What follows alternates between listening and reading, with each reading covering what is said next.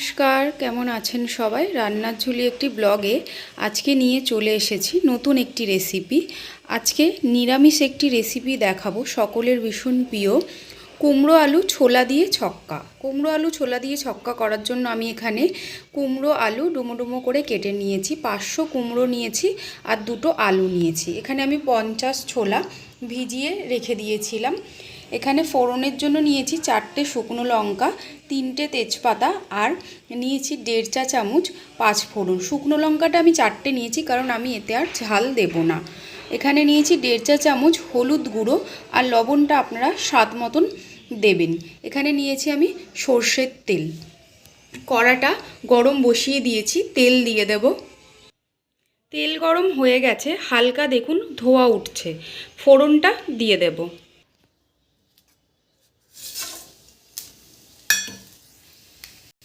ফোড়নটা দিয়ে হালকা নেড়ে কুমড়ো আলুটা ওপর দিয়ে দেব। কুমড়ো আলুটা দিয়ে ফোড়নের সাথে ভালো করে মিশিয়ে নেব। একটু হালকা ভাজা ভাজা মতন করে নেব। এখন নুন হলুদ কিন্তু কিছুই দেব না, একটু ভাজা হতে দেব।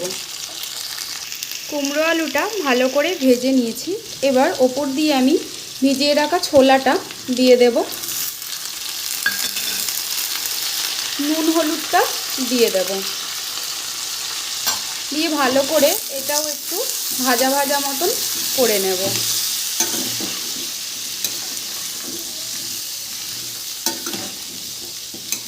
আরও 5 মিনিট মতন আমি এটা ভেজে নেব।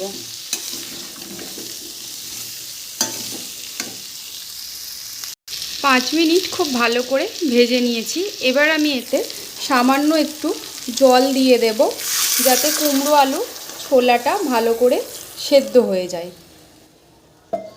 হালকা একটু নেড়ে দেব। জলটা কিন্তু খুব বেশি দিতে লাগবে না। এবার ঢাকা দিয়ে গ্যাসটাকে আস্তে করে 10 মিনিটের জন্য রেখে দেব। 10 মিনিট হয়ে গেছে, ঢাকাটা খুলে একবার দেখে নেব।